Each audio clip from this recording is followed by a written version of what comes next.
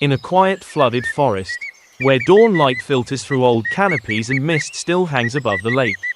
A story of survival begins in the darkness of a high tree hollow. Inside the decaying trunk, the mother Mandarin duck shifts gently, revealing her newly hatched ducklings, tiny, fragile, and covered in soft down. Around them is the first world of life, warmth, faint breathing, the delicate scratching of tiny claws against rotting wood. And ahead of them, a bright opening leading into a vast world filled with danger.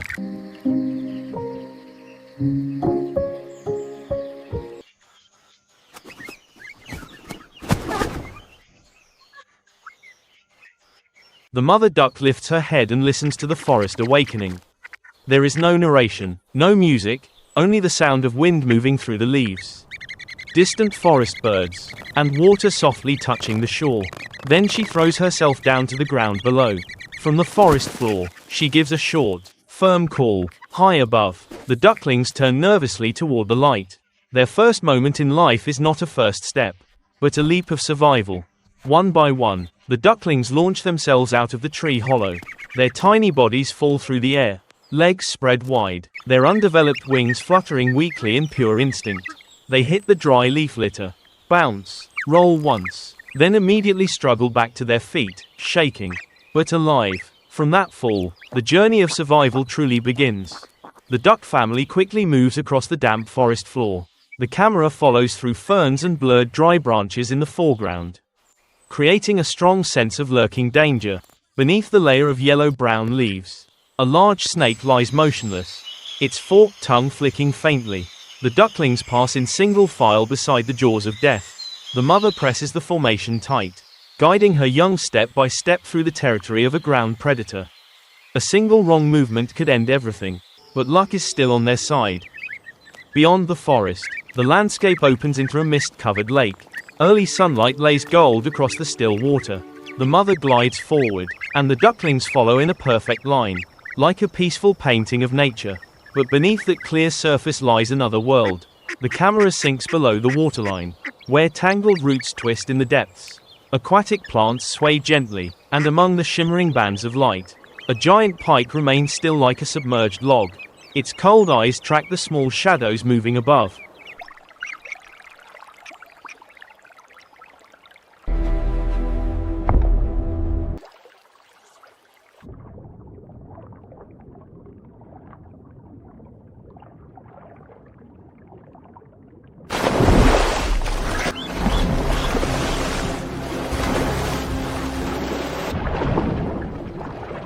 On the lake's surface, the ducklings begin learning how to forage.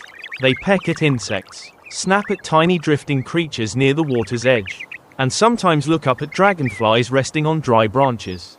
Life seems gentler here, but in a single instant, the water explodes. The pike surges up from the depths, its sharp jaws snapping shut in a burst of white spray. One duckling disappears in the brutal strike.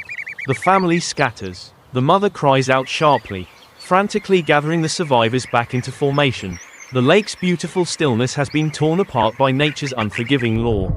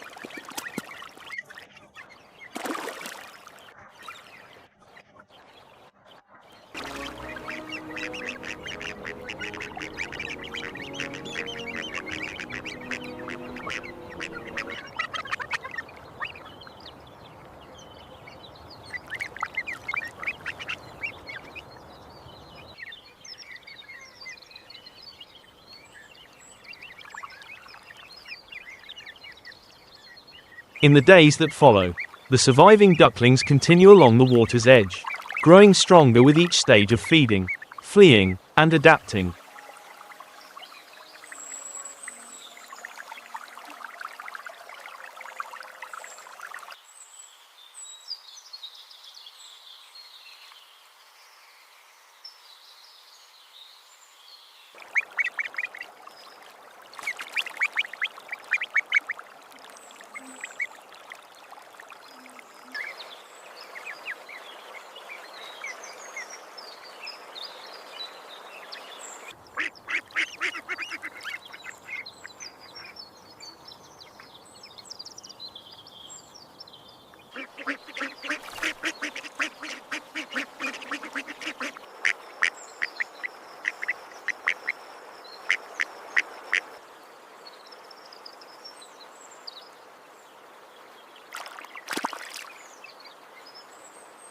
But the ground and the water are not the only dangers. High in the pale morning sky, a falcon circles above. From its aerial view, it watches every movement of the small duck family standing on a moss-covered rock near the shore. Then the dive begins, fast, direct, precise like a living arrow. The air shatters with wing beats and panicked cries. Once again, life is tested by the speed of death.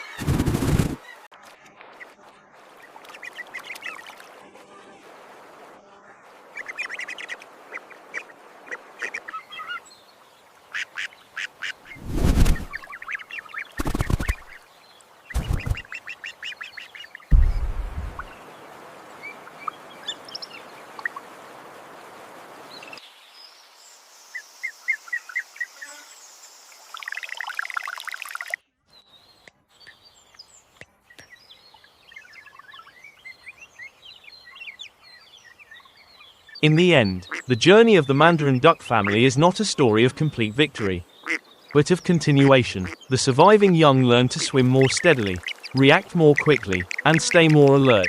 They grow up surrounded by overwhelming beauty and absolute cruelty.